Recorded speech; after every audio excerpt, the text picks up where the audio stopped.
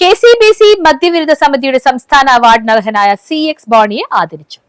KCBC മദ്യവിരുദ്ധ സമിതിയുടെ സംസ്ഥാന അവാർഡിന് അർഹനായ CX ബോണിയെ ആദരിച്ചു. ഇടക്കൊച്ചി പാസ്റ്ററൽ സെന്ററിൽ നടന്ന ചടങ്ങിന് കൊച്ചി രൂപത കുടുംബ യൂണിറ്റ് ശുശ്രൂഷ സമിതിയാണ് നേതൃത്വം നൽകിയത്. BCC രൂപത ഡയറക്ടർ ഫാദർ ബെന്നി തോപ്പിപ്പറമ്പിൽ ചടങ്ങിൽ അധ്യക്ഷത വഹിച്ചു. സമൂഹത്തിന്റെ നന്മയ്ക്കായി പ്രവർത്തിക്കുന്ന വ്യക്തിത്വത്തിന്റെ ഉടമയാണ് CX ബോണിയെന്നും KCYM, KLCA, KCSL തുടങ്ങിയ സംഘടനകളുടെ അമരക്കാരനായിരുന്നു ബോണിയെന്നും ഫാദർ ബെന്നി തോപ്പിപ്പറമ്പിൽ പറഞ്ഞു.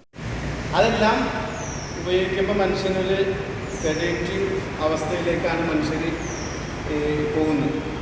അപ്പോൾ കുറച്ച് ഇങ്ങനെ തലവേർത്ത് നിൽക്കുന്നവൻ പാമ്പെന്ന് നമ്മുടെ നാട്ടിൽ വളരെ ലളിതമായിട്ട് പാമ്പെന്ന് പറയും. മണവാട്ടി പാമ്പെന്നൊക്കെ പറയുന്നതാണ്.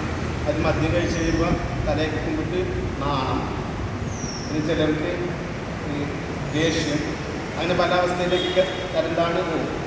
അപ്പോൾ അത് ഈ മദ്യവും മറ്റ് കുറച്ച് കാര്യങ്ങളൊക്കെ എല്ലാം ഈ മനുഷ്യരുടെ ആ ആരോഗ്യത്തെ ക്ഷയിപ്പിക്കുന്നതാണെങ്കിൽ ഇപ്പം നമ്മൾ കണ്ടുവരുന്ന കാര്യങ്ങൾ MDMA,